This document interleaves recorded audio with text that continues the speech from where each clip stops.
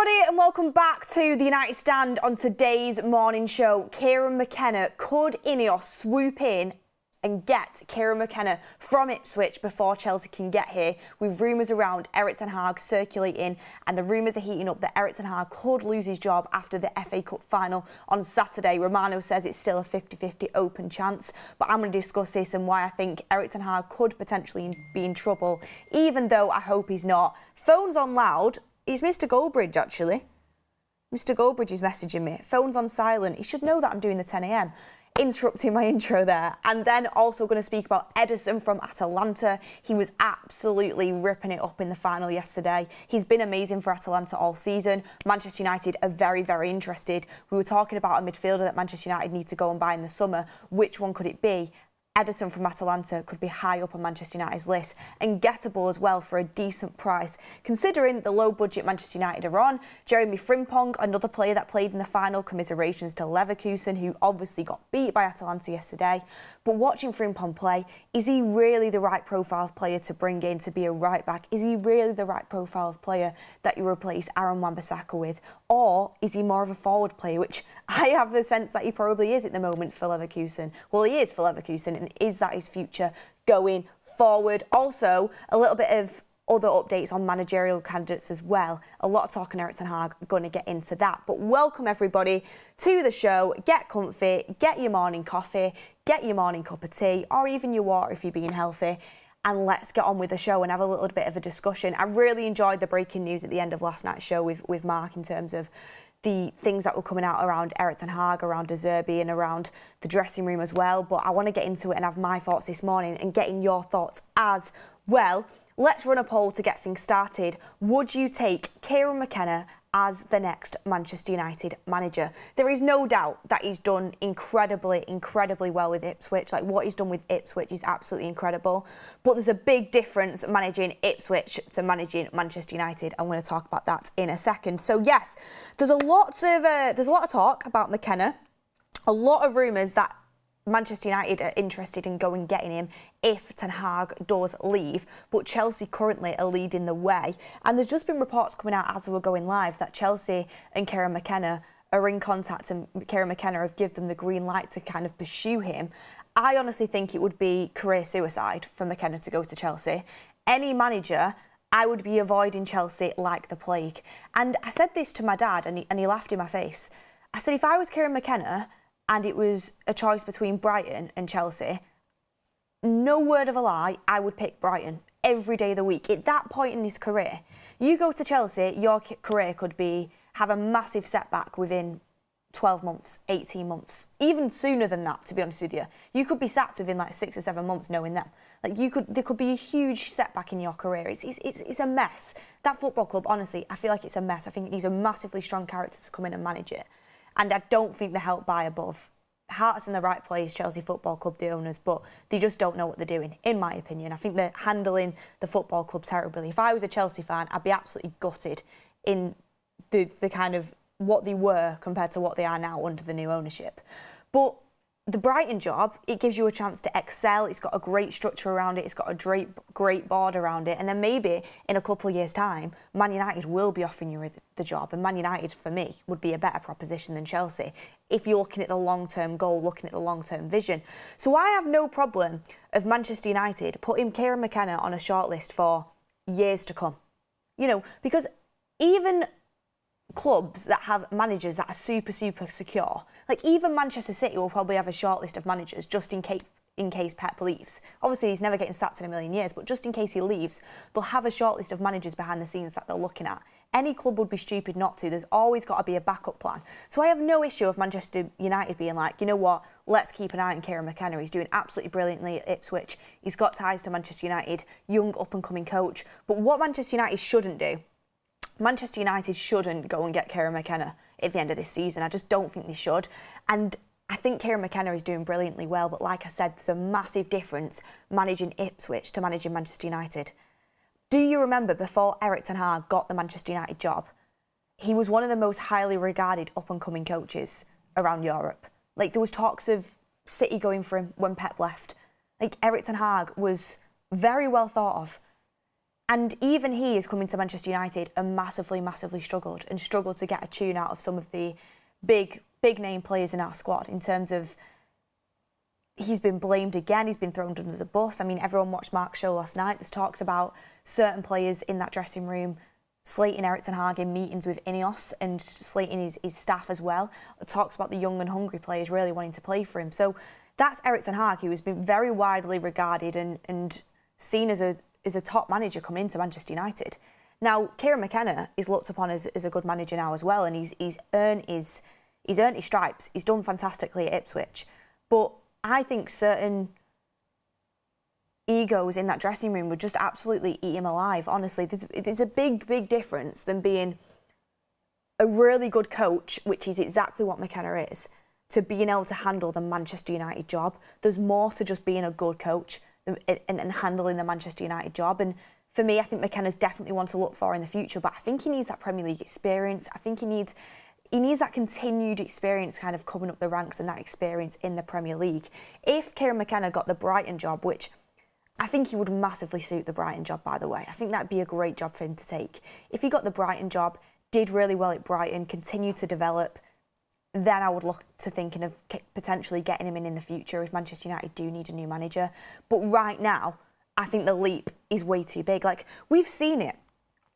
I mean, well done to Kompany, by the way, because he's going to get the Bayern Munich job, and I hope he does a really good job. But you've seen the jump. Everyone was banging on about Kompany, waxing lyrical about Kompany for what he did at Burnley, and he did a fantastic job. But he came up to the Premier League and he struggled. He struggled, I think, a lot because he wasn't maybe given the tools he wanted to be given in terms of coming up to the Premier League. But he did struggle, and they did spend a little bit of money as well. So he did struggle there, and there is a big gap. So Kieran McKenna, for me, good manager, really exciting prospect, excited to see how his career develops, someone to look for in the future. But as of now, I just think that jump would be way too big. And I think it's very easy for people to say, oh, look at what he's done at Ipswich. He's clearly a great manager, and he looks like a really good coach. But it takes a lot more than that to take on the Manchester United job. It's a huge job at the moment, and I think we need someone with a little bit more experience. Plus, do you remember when Kieran McKenna was basically running all of Ollie's coaching sessions, and we were getting dressing room leaks and articles about how Kieran McKenna's coaching style isn't up to the standards of what the United players think it should be for Manchester United level, and people are concerned about McKenna and Carrick's coaching. Do you remember them leaked articles? And do you remember them leaks coming out into the media? And there's certain players that are still here that were there then. And it's like, the fact that that was getting leaked then, when it clearly wasn't true, by the way, because look at how well he's doing at Ipswich. He clearly is a good coach, and them coaching sessions were clearly being put together well. But it feels like at Manchester United, for the players, there'll always be someone to blame. Under Ollie, it was, Carrick and McKenna's coaching isn't up to scratch. Under Radnick, it was like, we're having to come in too early, it's old school. Under Ten Hag, now they're training too hard, which means there's too many injuries. There's always something. So I think with McKenna, I think we just need to take a little step back on the situation, assess how his career goes, hope and pray that he takes the Brighton job and doesn't take the Chelsea job. If he took the Chelsea job, don't get me wrong, I'd wish him the best of luck, but I just think it's the wrong decision for this point in his career. I think the Brighton job would be absolutely fantastic for Kieran McKenna. See how he develops and then circle back to it in due course. But get in the comments down below what you think. Sad Sack says, Erik ten Hag had experience and led us to the worst Premier League season ever. Palm says, maybe INEOS want a young manager, grow together. I mean, that's true, but at Manchester United, how much time do you get? I mean, there's talks about Chelsea wanting this young manager now. And it's like, Poch did extremely well under the circumstances, in my opinion, and actually got the team playing towards the end of the season. And again, you unsteadied the ships and sacked him. You went for a manager that was kind of going to need time to grow in Graham Potter, and you didn't really give him that much time anyway. I know he was a disaster, and the results were a disaster, but you talk about getting a young manager in and growing together. Manchester United, right? We've been in a rebuild for how many years? It's time we start seeing some results. And I know it's not going to happen overnight. I know if we take Ten Hag, even if we keep Ten Hag, it's going to take a bit of time. I think any manager is going to take a bit of time under the current circumstances and the rebuild that needs to happen. But we don't have forever. Like, we do want to start seeing Manchester United elevated and competing, and I do feel like we've already started that journey with Ten Hag. We have had a setback this season. So I think, for me personally, when it comes to Kieran McKenna, and I wrote this down before, with McKenna, I said, this is what I wrote down before I started the show. The best thing to do, in my opinion, is keep Ten Hag for his final year of his contract. Assess how McKenna does in the Premier League, whether that's with Ipswich, whether that's with Brighton. No doubt he's done an incredible job, but let's just assess how he performs in the Premier League before we jump into anything, because Man United is an absolutely huge job. Patrick Lynch says, I'm disappointed by INEOS. Sir Jim Ratcliffe spoke about the environment around the manager. As of now, I can't see anything being done to help change it for the better. It doesn't bode well for the next manager. Too much noise around it. Patrick, I do think things need to massively improve, and I think they will improve. But I think a big deciding factor on INEOS for me is what they decide to do with Erik Ten Hag. Because for me personally, if Erik Ten Hag gets sacked after the cup final, no matter what the result is, if he gets sacked after the cup final and then we're instantly going for another manager, because it will have to be instant because we won't have a new manager and there's a big summer coming up ahead, I won't understand that personally for me, because I think it's a massive decision to make to get a new manager in. I don't think there's any standout candidates in the market right now. If you sat Ten Hag at the end of the season and you're instantly going for a new manager, or next thing you know, Tuchel's appointed, next thing you know, McKenna's appointed, or next thing you know, De Zerbi's appointed, or God forbid, Southgate or Potter are appointed, because they're still in the race as well. All the managers that are kind of in the race, Pochettino as well. If it's like there is a lot of candidates now, but none of them are standout. That's the issue. There's no one that absolutely stands out to you, but there is a lot of candidates to be looked at. So if Ten Hag is sacked and instantly we're getting a new manager in, I would see that personally as quite amateurish. And the reason why I see it amateurish, I have no issue with INEOS wanting to go with a new man. If that's what they want to do, I personally think the best thing to do is keep Erik Ten Hag. I've stated many reasons before. We don't need to go back over old ground. I've stated the reasons why I think Manchester United should stick with Erik Ten Hag next season. The reason I would think it would be amateurish sacking Ten Hag after the cup final and then deciding to get somebody in is because the amount of time we've wasted.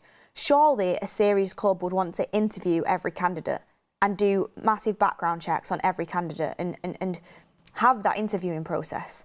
Surely a serious club would want to do that. Manchester United, if they do decide to do that, first of all, they don't have the time because everybody's starting to go on the holidays. It's that break before the Euros and break before pre-season. Second of all, we've got a summer transfer window to get on with. Like, you need managers to give the green light on selling players. You need managers to give the green light on buying players. I understand INEOS want to employ a model where, the hierarchy have a big say in the decisions on terms of transfers, and I like that idea. But the manager still has to decide on whether he wants, certain players in his squad next season.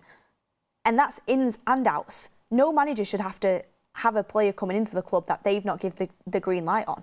Like, for example, even the clubs that have sporting directors that have massive influence, I mean, Pep's spoken about it, Klopp's spoken about it. What will happen is they'll come to the manager with an idea of a signing and say, this is who we're looking to get. We think he checks all your boxes in this department. I think you'll like this about him.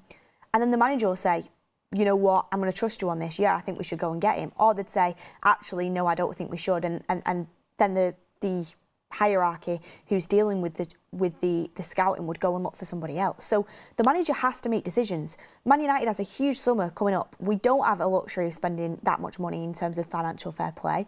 We are going to have to sell players. We've spoken about it time and time again, but if a new manager comes in, they're probably going to want to come in and assess the players. They're not there because they're at the Euros or they're at Copa America. They want to have conversations with the players before they can go. They're not there because they're at the Euros or Copa America. Man United end up going into next season with practically no changes apart from the manager. And it's like, fresh start, everyone. Let's work with what we've got and decide what we're going to do next summer. And it's a whole fresh start again. So if INEOS were going to decide to change the manager, in my opinion, they should have announced it like a long time ago. And I get we've had a cup final to play for, I get that. But, the fact of the matter is, it's really important what Manchester United do this summer in terms of who they have in place and how they're going to move going forward. If they were going to make a change, they should have started interviewing managers for this job at least a month ago by now. genuinely. But they've not decided to do that. So if they sat Ten Hag after the final and instantly they're in for new managers, I would feel it to be quite rushed, personally. Get your comments in down below what you think. Kieran Timothy says, I think a good testament to the new ownership would be to get some deals done and done early. We have always lacked the transfer standard other clubs have had, which has cost us. Kieran, great super chat. We spoke a few days ago. Feels like a long time ago now, but it was only a few days ago. A lot's happened on quick deals that Man United can do. We have to address them. Todibo, Elise, Ederson from Atalanta could be one of them. We'll talk about that. Frimpong, would you want him? He's got a release clause.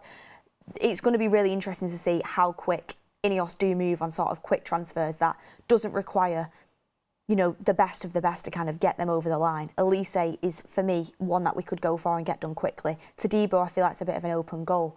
They're ones that we can look at. Sesko, by the way, who is on Manchester United's list as a striker. I personally, he wouldn't be my first option as a striker this summer, but Romano's come out and said that he's going to decide his future within 3 weeks and he has a release clause. That could be one that United could get done early. So there is early signings that Manchester United could make, but not only in terms of signings, Sancho, Greenwood, they're ones that we can get out quickly. Dortmund massively interested in Sancho. Don't know if they'll be able to pay the cost of what we want, but there will be clubs interested. And Romano said that there's many, many interested clubs in Greenwood. They're two players which we should be able to get off the books very quickly at the start of the summer. DeMarc says, hi Beth, loving the red top. Maybe Ten Hag wants to leave. Thank you very much. Thank you very much. I'll be wearing a Man United shirt on Saturday as well for the cup final. Hopefully it'll bring us a little bit of luck. And I don't think Ten Hag wants to leave. I think he's made it clear he wants to stay. Patrick Lynch says, let's not be fooled by INEOS. See the club as a business. Yes, things are going well on the pitch helps business. But what they want is European football revenue. Owners and fans see football very differently. We've got Daily Hibbert saying, good morning, Beth. Do you honestly believe Erik ten Hag will be our manager next season? Honestly, that's a big question. That is a really big question. That's like asking me, you know, when I turn out of the car park, are the traffic lights going to be on red or green? Like, it's genuinely like, I don't know. I do not know. I have no idea whether Ten Hag could be our manager next season. I hope he is. But through what's been being said I change my mind on it all the time. It's just genuinely, it's like, I'm not a psychic. I don't have a crystal ball.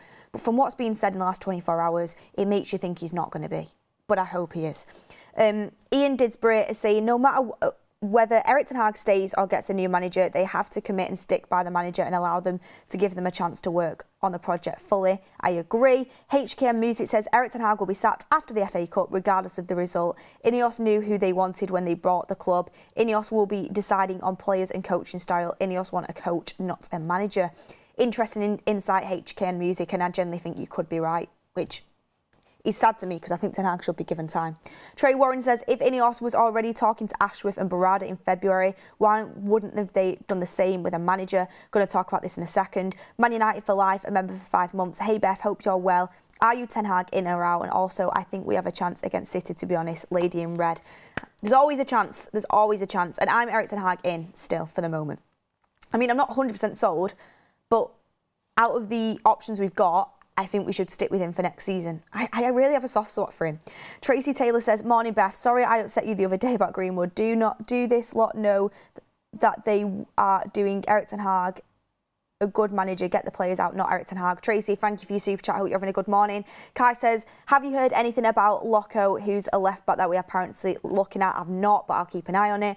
And Zan Ridgway say, what do you think is going to happen? Keep getting your super chats in. Really appreciating the interaction this morning, everyone. Get your thoughts in. Is a divisive topic. And the next 2 weeks, or the next week for Manchester United is going to, the next week, to be honest with you, the cup finals on Saturday, there's going to be huge. I expect breaking news around the corner. I expect announcements. I expect a lot of things coming out after that cup final. So stay tuned and stay with us, everyone. But before I get to a couple more super chats, I wanted to say why I think Ten Hag could be in trouble, despite the fact I hope he does stay. What I think is crazy, that literally nobody knows what is happening with Ten Hag. And I find it very, very, very, very hard to believe that INEOS have genuinely not made a decision. I personally think INEOS have made a decision on Erik ten Hag already. I think they have. I think if they were leaving it genuinely till after the FA Cup final, why? Why? Because one result doesn't change anything. They're the best team in Europe, practically, Man City. Like, that shouldn't really change how you feel about Ten Hag personally. I think that they have made a decision, and I think there's a very, very, very small number of people that know what the decision is. Probably Sir Jim Ratcliffe, probably Omar Barada, and probably, you know, Claude Blanc and Sir Dave Brailsford. I think there's very few people that actually know what the decision is, but I do think a decision has been made. I just don't see why you'd leave it this long. You've had so long to think about it now. Like, what's really going to change between now and the FA Cup final? A trophy. And yeah, a trophy would be amazing against Manchester City, but we're talking about one of the best teams in Europe here. Like, you know, managers can have one-off games where they can do amazingly well. They can have one-off games where they do really poorly. Don't think Ten Hag should be judged purely on just one game, personally. So I find it impossible to believe they've not made a decision. What I find mad is that somehow that's not been leaked. Romano has said it's 50-50, it's open. He doesn't know which way it's going to swing. Ornstein doesn't know which way it's going to swing. I mean, we had Damasio yesterday coming out that Ten Hag's definitely gone. No disrespect, but I just don't believe anything on that at the minute unless it's Ornstein or Romano, because they are ones that genuinely just don't get it wrong. Damasio has got a few things wrong, and I do think a lot of people will probably just take a gamble and go early because it's a 50-50 outcome. He's going to go or he's going to stay. And if Erik ten Hag does leave, Damasio looks like, you know, he looks amazing off the back of that for getting that scoop. So I honestly do think a decision has been made, but I find it crazy that it's not been able to be leaked anywhere. But remember, Omar Barada came out of nowhere. That was really, really instant that came out. Like, Sir Jim and INEOS have managed to keep a couple of things pretty quiet. And I mean, I wouldn't say it worries me because, you know, whatever manager we bring in, I am going to back them. It's going to be tough in certain situations, depending on who it is. But any manager we bring in, I'm going to back them. And to be honest with you, out of all the managers we've been linked to, De Zerbi, out of them all, would be the one I'd go for if I had to pick. I want to stick with Ten Hag, but if I had to pick out of De Zerbi, Tuchel, Potter, Southgate and McKenna, I would pick De Zerbi. And the reason being is I just think McKenna's a little bit too much of a risk, although he does look really promising. Tuchel, been there, done that over the course of his career. I don't find it very exciting. I mean, Southgate and Potter speak for themselves. De Zerbi, it's a massive, massive risk, but I do think it's something that's exciting. The one thing I would say is, what I did note down, which was quite interesting, remember Ben Foster on the show with Mark last week, or maybe even this week, it's all blurring into one. He said there's no way De Zerbi's left Brighton without having a job lined up. He just says there's no way that's happened. Despite what De Zerbi says, he's absolutely got a job lined up. Obviously, Ben Foster's in and around football. He knows how the footballing world works. I take note when someone of his stature says something like that. Then it comes out from Italian reports that very, very confidentially and secretly, De Zerbi, Brighton and another club have come to a gentleman's agreement to let De Zerbi go for a smaller fee than what was in his release clause. I think it's around 4.5 million the fee was, or around 5 million. They've come to that agreement, but it's completely confidential and it's not been announced yet. Brighton, I think their vision was obviously to part ways with De Zerbi anyway. I mean, I think they would have kept him, but I do think that they were open to parting ways with him. De Zerbi wanted to leave. I mean, it's from an Italian source. There might be absolutely nothing in it, but that is what came out, that there's been a gentleman's agreement. It's extremely confidential, but De Zerbi has had an agreement with someone else to go there. And then it comes out from an Italian journalist in Damasio that Ten Hag's definitely gone. I mean, I start making the connections and I think, any other club, why would they not have announced that De Zerbi is going to be the new manager yet if there's been a gentleman's agreement? Why is it being kept under complete confidentiality? Is it because that club has a cup final to play with a manager that's currently still in place and they don't want anything distracting from that? Your mind starts to turn and cogs start to go round. If I had to say whether I think that is the case, I don't. I'm just putting out something that could have happened. I don't think Manchester United have done that. I don't think. But there's no smoke without fire in certain cases, and it is something to keep an eye on. Pochettino, now he's not in a job. I've already seen the media lapping that up. I was watching TalkSport this morning, and they were talking about how good of an appointment Pochettino would be for Manchester United. Personally, I don't think Poch deserved to be sacked from Chelsea. I think he was doing a good job considering the circumstances there, to be honest with you. I think he should have been given more time. And I think he's a decent manager. Does that mean I want him as Manchester United manager? No, I don't. I wouldn't go for Pochettino. I wouldn't. That's my personal opinion on that. And then just a little update on also the manager front as well. Hansi Flick, which is, I know, a lot of people in the community were quite a big fan of him, but never really truly got linked to Manchester United. Romano put out that Barcelona are pushing in contacts with Hansi Flick. He's been waiting for Barca option as his favourite one for months. Flick was never in talks with Chelsea and fully focused on Barca as the option if Xavi will leave the club. So it looks like Hansi Flick is going to Barcelona, which I think is a really good appointment for them in terms of if Xavi does leave. So Hansi Flick will be off the table for Manchester United. So Manchester United candidates right now. The what the news tells you. I think Pochettino slips in there, De Zerbi's in there, Tuchel's in there, Potter's in there, Southgate's in there. They're the options. So get in the comments down below what you would want. I'll have a look at the poll in a second. Stick with Ten Hag is what I'm going with for now. Carbon Viper 7 says, if he was coming out and saying that he was definitely going to stay, would you feel the same way? Is it not a slight biased opinion because you wanted to stay?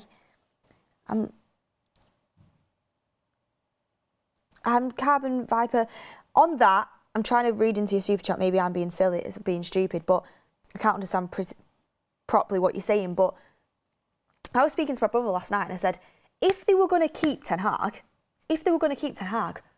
why not announce it before the cup final? Why not announce it? Like, announce you're keeping Ten Hag. The cup final, realistically, shouldn't change anything. You should have made your decision by now. What a boost going into a cup final to get the players behind the manager. We're keeping Ten Hag. This is a project going forward. Fans unite together. Ten Hag's, run the march for Ten Hag's Red Army. Why would you not announce that? The only reason why I don't think you would announce it is because you're looking to make a change and you don't want that distraction before the cup final because you want Ten Hag to go and win you the cup final and you want the best possible chance of winning it. That's how I feel. Like, I just feel like it could be the Louis van Gaal situation all over again, with the Dutch manager getting sacked after a cup final. Whether Ten Hag actually ends up winning it is a different story. It's going to be a tough ask against City. I have a weird feeling we might, don't ask me why. But and like Romano saying, it's very open. INEOS is looking at the mindset, they're looking at the culture, they're looking at the mentality behind the scenes. That's what Romano keeps saying. To me, that feels like a brief that's been put out there. And that's what they're saying because they don't want to outright say, yeah, he's probably gone. And I hope I'm incorrect. I hope he does end up staying. And I hope INEOS prove me wrong, but I have a feeling it could be the end of the road. United one says, smart for INEOS to keep their cards close to their chest. Why would they want rivals to know? Also, losing to City shouldn't determine, but the manner should. I think that's really, really good point. Like, if we're beat within like 20 minutes, because that could easily happen. We could be 2-0 down within 20 minutes, and against City, it's an absolute humongous task to come back. 1-0 is bad enough. 2-0 is basically game over when it comes to Man City. So the manner is super, super, super important. I get that, but I think in a cup final, there's no way Manchester United should be going into this with getting battered. We need to hold out longer than we did last year, that's for sure. But even last year, it was 2-1. Like, it wasn't a battering, but we never were going to go on and win that game. So you've got to look like there's fight and aggression and there's something in that team. Because you can get any team in the world can get beat by Manchester City, but it's how you get beat. And I do completely agree with that super chat. Nimoni Kane says the United stand is responsible for the continuous talk about the manager job and the pressure that puts on the team. We're absolutely not.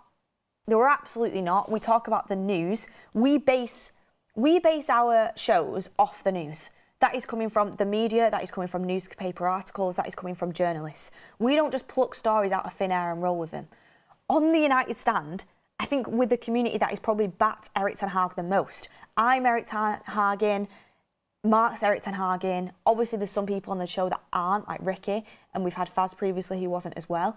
Like, people do have different opinions. It's a fan channel. We have fan opinions, and we also have, you know, the opinions of the community. Everyone's allowed an opinion, but we don't run a narrative. We discuss the news. We discuss the future of the club. That's what we do. We're not just going into the summer with a blindfold on thinking, oh, we hope everything's good.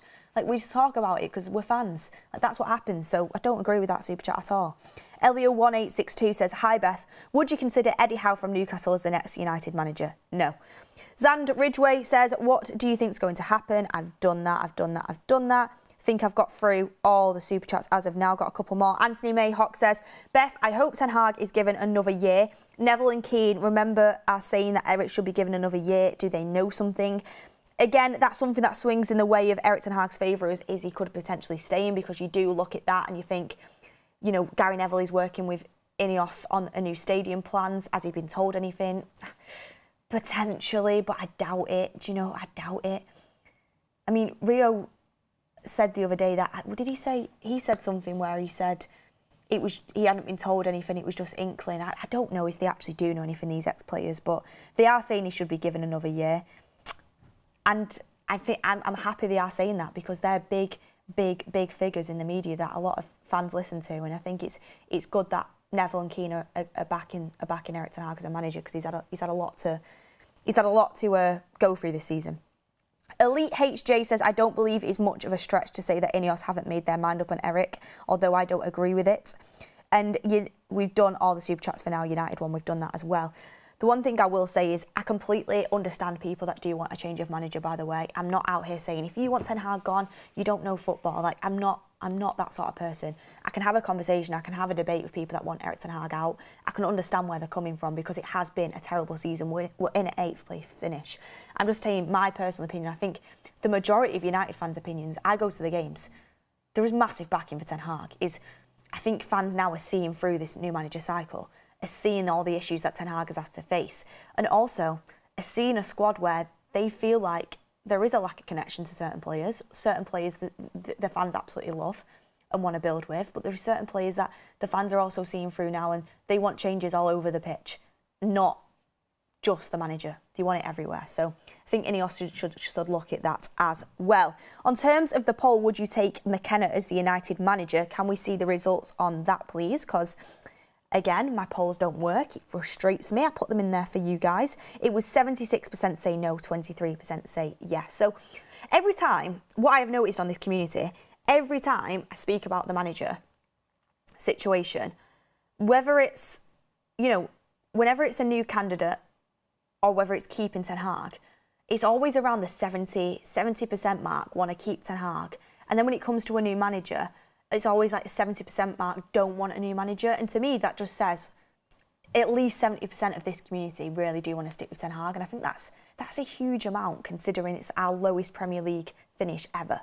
I think that shows the faith that a lot of United fans have in him. But I also think it shows where United fans are at as a club, and seeing the long-term vision and seeing things we've done before haven't worked. So let's try something different, and let's stick with someone for once. So yeah, I like the way the community is moving on that. But anyway, we've talked about the manager, talked about it for longer than I thought we were going to. Now I want to talk about Ederson from Atalanta and Jeremy Frimpong from Leverkusen. Quick little update before I talk about that, because I've just glanced down and seen it. Maguire was talking to TalkSport, and he's basically said it's going to be touch and go whether he can make the squad for the final. We don't think Maguire's going to make it for the final at the moment. Eric Ten Hag's presser is today at 4, so we'll get more of an update. So Maguire, I think practically, if it's touch and go whether he's going to make the squad, I doubt he's going to play any minutes anyway, to be honest with you. So yeah, unfortunately won't make the final, but another one that's going to end up making the Euros off the back of it. It's a shame. It's a shame, because we could have done with him. Like, do you remember against, obviously, it depends how far we get into the game against City, to be honest with you. We've got to stay in the game for these substitutions to matter. Maguire has been super important for us this season, and in terms of bringing him off the bench, it would have been a good asset to have. Do you remember the FA Cup final against Liverpool? I think one of the reasons we won that game is because we had Maguire to bring off the bench. Like, he was excellent in the latter stage of that game. I think in a knockout competition, in a one-off game, Maguire can be utilised for defending the box. I think when you've got the likes of Haaland in there, defending a box late on in a game, defending a lead, or even defending a draw to try and get to extra time, Maguire, super good to have in and around the box. Also, when you're trying to get a goal, he's really good for someone to pin it up to and be that target man. So I think not having Maguire for the FA Cup final is a loss, to be honest with you. And I can't believe I'm saying that, considering where we were at with Maguire like a year ago compared to now. Like, that just shows how far he's come this season. And he's had a lot of injuries this season, though, which is really frustrating. Is he becoming injury prone? But he's not going to make the final, which is frustrating. And it's just frustrating that, you know, for me personally, it's frustrating that the likes of Luke Shaw and Maguire, who are important players for United, are not going to make this final but are going to be playing in the Euros, like, which isn't so far along the way. I hope they don't get re-injured in the Euros, and I hope, you know, if they are at Manchester, you know, Maguire might well leave this summer, and he might go. If he does get sold, he's going to need to be fit. If he's staying and he's going to be playing for Man United, you're going to need to be fit as well. So, yeah, a lot of frustration there with that one. But Ederson from Atalanta, get in the chat down below. Thoughts on Ederson from Atalanta? Were you watching him last night in the Europa League final for Atalanta? I mean, it's not only his only good game of the season, he's been absolutely ripping it up for Atalanta all season. He looks super, super, super promising, and he was absolutely amazing yesterday. Him and Cooper Miners in the midfield were just excellent. Like, they were absolutely excellent, and credit to their manager as well, Gasparini, is that how you say his name? The manager sets them up brilliantly. Do not get me wrong, the system is great.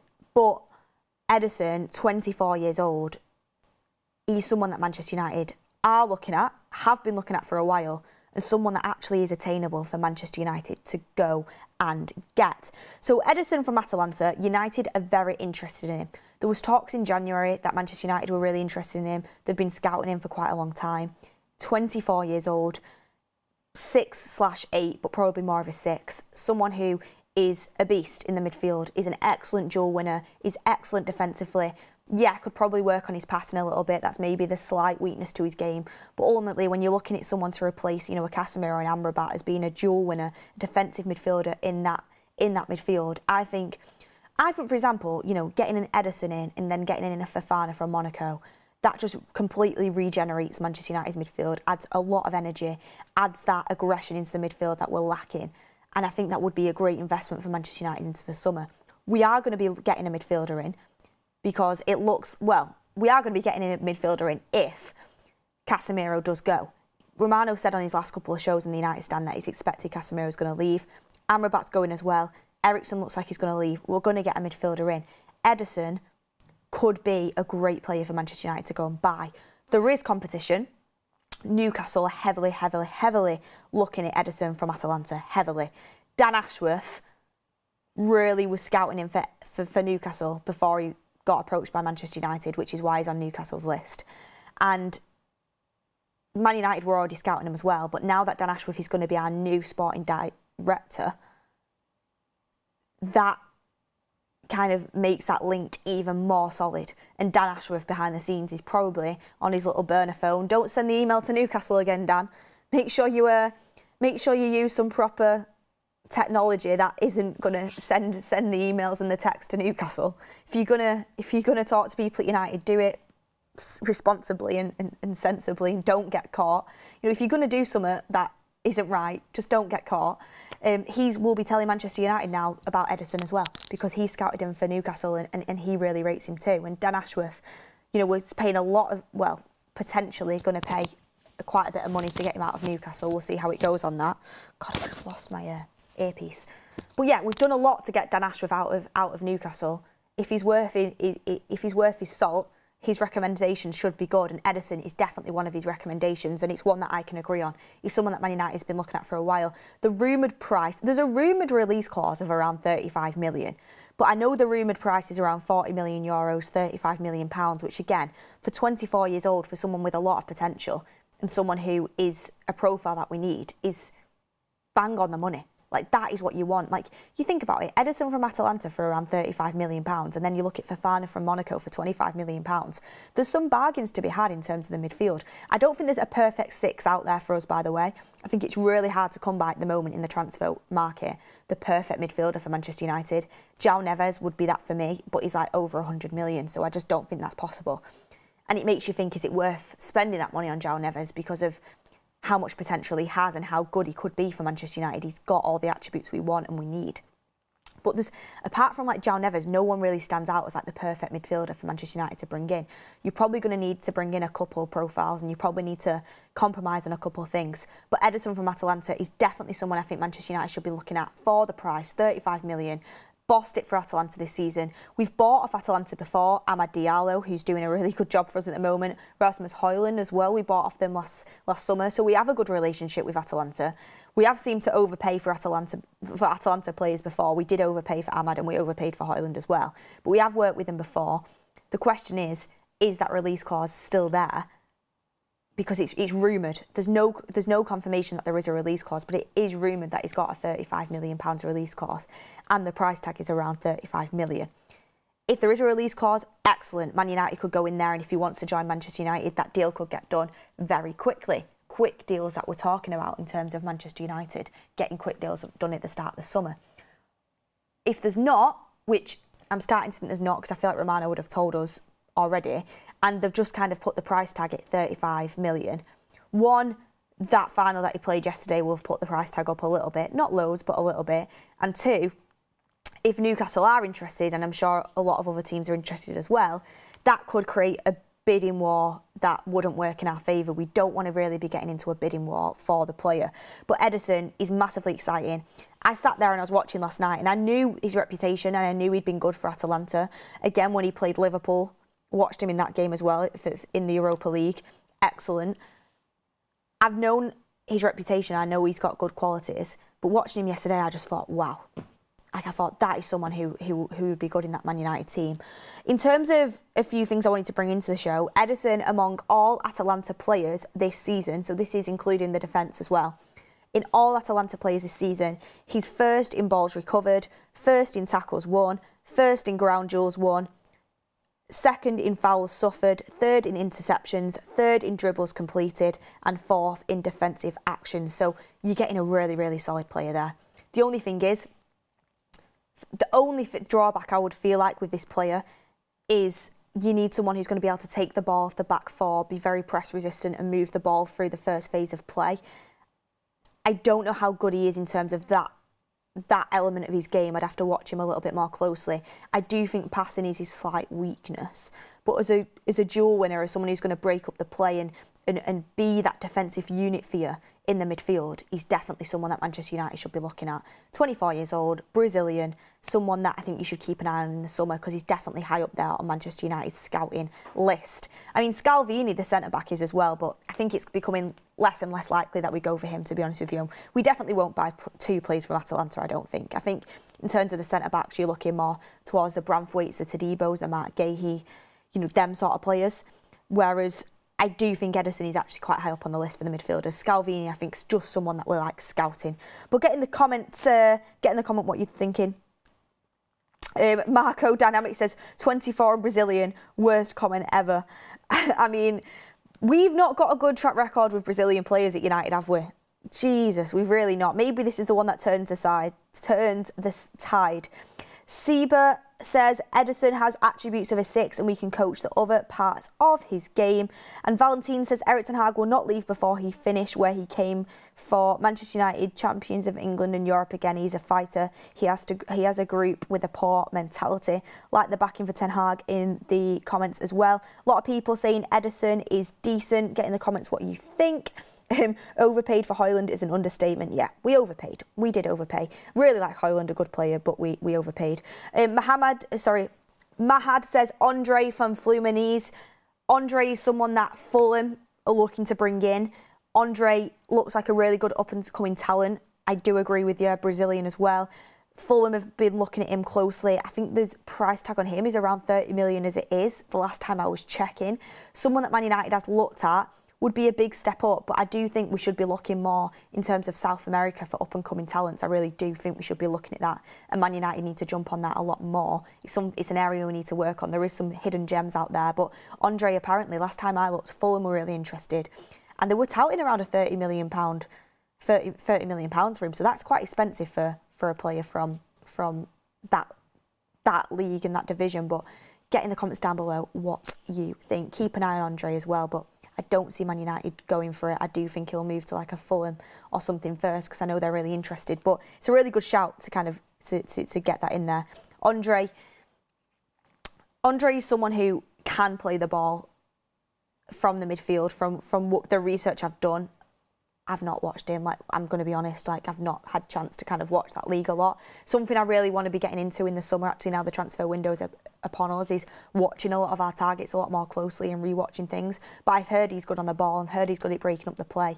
And I know he's very highly well scouted in Europe, and there's a lot of clubs interested in him. I think Fulham are the top priority for contenders for that one. But yeah, he's definitely one to watch. Andre from that league, from Fluminense, definitely someone to keep an eye on. But anyway, Ederson is someone I think that is more realistic, and he's still at a good price tag. Get in the comments down below what you think. In terms of Frimpong, Jeremy Frimpong, I wanted to bring this in as well. So Jeremy Frimpong last night was playing for Leverkusen. A lot of talk of Manchester United going for Jeremy Frimpong in the summer. I spoke about it previously on shows, saying, is he just someone we're going for because of his release clause? At the quality of player you're getting for the release clause, you're getting a top quality player for £34 million, which is his release clause. Is that the reason why we're going for him? Does he actually fit the profile we need? Does he actually fit what Manchester United need right now? And is he a priority? And I've seen someone in the chat before saying you just repeat what Mark says. No, I don't. No, I don't. I have my own opinions, and I'm going to say something different to Mark on Frimpong, because Mark keeps saying that he thinks Frimpong's the right back to go for, and he thinks we should go for this deal. And I think Jeremy Frimpong is a great talent, a great talent, and a very good player. If we were buying Frimpong to be our right winger, I'd be open to it. I don't think we should be buying Frimpong to be our right back in a back four. If we were changing our formation to a back five with wing backs, or a back three with wing backs, Jeremy Frimpong, I'd be all over it. Top class player. Even if we were looking to bringing him as a potential right wing option, I'd be open to it. As a right back in the Premier League in a back four, I don't know if it can work, to be honest with you. I look at him yesterday. By the way, the pace he possesses and the dribbling attributes, off the scale. Like, he's super talented. This isn't a slight on Frimpong, but he's basically playing as a second striker for Leverkusen. And he's just been, as the season's gone on for Leverkusen, he's been getting further and further forward. He's been pushed further and further forward. And this is a team. They didn't play well yesterday, by the way. They did not play well yesterday. I was watching the game and I had a little joke around, and I tweeted they were comparing Wirtz to Bruno Fernandes, like, with a laughing face, just because I wanted to upset some of the tacticos on Twitter. I just wanted to cause a bit of a stir. That's a joke, by the way. It was literally just me, like, fishing. It was just me stirring the pot a little bit. Like, Wirtz has had an incredible season for 21 years old. He is incredible, and Leverkusen, one game doesn't define them. Xavi Alonso's done brilliantly across the season, and that team's done excellently. But back to my point, that team has scored a lot of goals this season, a lot of goals. And Frimpong has been involved in a lot of them. And so is Grimaldo. They're wing-backs, and Frimpong plays even further forward than Grimaldo. They're wing-backs, and Jeremy Frimpong has been really involved in the goal scoring for Leverkusen this season. They are very good attackingly. Like, they really are going forward. They're excellent. Frimpong, for me, the games I have watched him in, which I have actually managed to catch quite a few Leverkusen games this season, especially towards the end of the season, not at the start, towards the end. The games I've watched Frimpong in, the more I've watched him, the more I thought not a right back in the Premier League in a back four for what Manchester United are doing. And I know Mark bangs on saying, you can, in a system where the fullback's going to be inverted, where we're going to play that sort of style, he can work. And if we bought him, I hope it can work. But you'd have to have a seriously unbelievable right-sided centre-back. I mean, I just think you're talking about defending off the back post. You're talking about, the wingers that you see in the Premier League and the pace that you have in the Premier League. I just don't know if Frimpong could work as a right back in the Premier League, to be honest with you. I think profile-wise, we need to go for somebody who is really good on the ball, really good at going forward, but also really sound defensively as well. That's what I feel like Manchester United need to be looking at, and I just don't know if Frimpong is that. I think Frimpong is excellent going forward, and his goal contributions, you can't deny it. But defensively in a back four in the Premier League, I just don't think it's solid enough. I really don't. So for me, that's a deal, even though his release clause is super. It's unbelievable for the quality that he's got. I think maybe it's one that Man United have to sit out of, and we have to prioritise a profile that's more suited for us. And someone is going to go and get Frimpong. Probably somebody a system that can suit him and get the best out of him straight away. And he might I fully expect him to go on and do really well at the next club he goes to. And the Man United fans will be saying, oh, we should have gone and got Frimpong. At the end of the day, you can't have everything. It's like, you know, Willy Wonka and the Chocolate Factory. I want this, I want that, I want this one. You know, was it Veruca Salt? I want them all. You can't have everything in life. You know, we've got 2 midfielders potentially to go and get, at least one. You've got 2 centre-backs to go and get. You've got a left-back, you've got a striker. We're getting potentially a right winger in Elise. Like, the 34 million on Frimpong, who is a massive, massive risk in terms of what we need for a right-back, maybe that's one that we need to sit out. Get in the comments down below what you think. Newton Lesson, you are right. You always wanted Frimpong. Glad you finally opened your eyes. Not good enough for the Prem. I did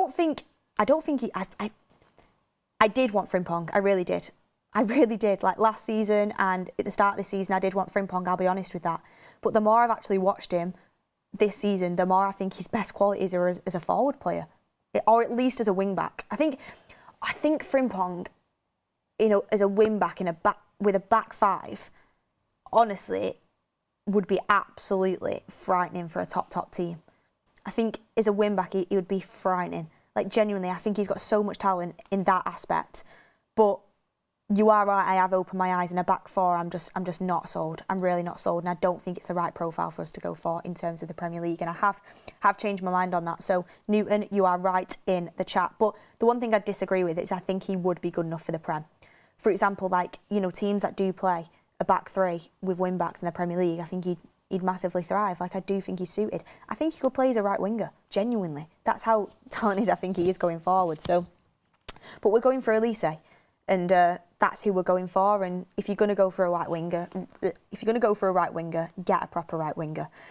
And also, do you know, when you look now at the top teams in England as well, and I'm not saying we have to copy these exact models, look at what like City and Arsenal are doing. You've got a situation where it's City. They basically have four giants as like a back four. They now have Gvardiol playing left back, who's basically a centre back playing left back. They have, you know, 2 big centre backs, and then you've got Kyle Walker as a right back as well. Kyle Walker is defensively very, very capable. Like, no one's beating him for pace. No one's beating him for power. Going forward, maybe he could contribute a little bit more, but defensively he's solid. And you've got Rodri in front of that massive unit. Like, they are defensively solid and tight. And do you remember when City, like, they used to score a lot of goals, but they'd leak goals a little bit as well? Like, Pep shored it up with that, with the structure he now has defensively.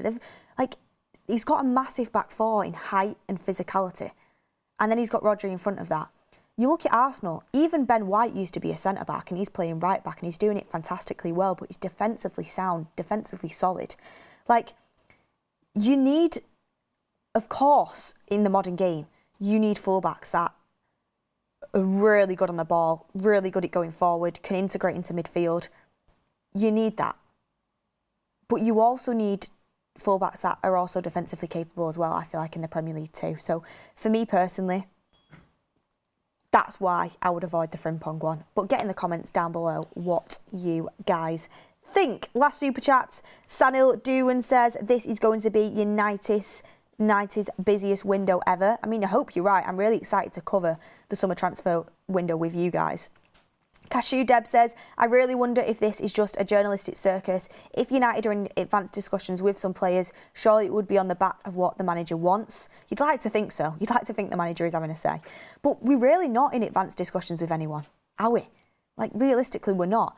We know Elise is a proper big target for us. We know Tadibo and Branthwaite are big targets, but we're not in conversations with anyone. Nothing's advanced. Ray Carl Brown Amory says, I believe we are going to be with this... I believe we're going to be this one-season manager like Chelsea. I don't know What? Because the new manager will have a bad season too. Thank you for your contribution. I really hope you're wrong. I don't think INEOS are the type to just sack and repeat. If Ten Hag does get sacked, it's because they want their own man in. That's why it is. Anthony Mayhawk says, Beth, I hope Ten Hag is given another year. I've done that one. Thank you, everyone, for your super chats. But get your comments in. Get all of your conversations in the chat down below. I've really enjoyed this show. I think we've had some good conversation about Ten Hag, about the manager, also about, transfer targets. It is okay to change your mind, and I have done that on Jeremy Frimpong. It's not based on one game. It's based on my thoughts over the last few weeks. I have done that, and it's okay. Sometimes, it feels like on football Twitter or in the footballing world, if you change your opinion on someone, everyone wants to, hang you from the stake. You can change your opinion based on evidence, on watching stuff, and I encourage everyone to be open to that. Sometimes it's better to be open to debate rather than just having too much pride to back down. But look, everyone, thank you for getting all of your super chats in. Massive on that this morning. Really appreciate it. Thank you for all your comments. Please hit a like on the video on your way out. We've got Ten Hag's presser coming up this afternoon. It's a massive one. It's the last press conference of the season for the Manchester Derby final. And I'm up for it. I'm excited for it. I'm excited to get on down to Wembley and hopefully United come out with a result. We're going to need a few miracles on our side, but I'm getting a little bit more confidence as the week's going on. Thanks for watching, everyone. I will see you on the next one.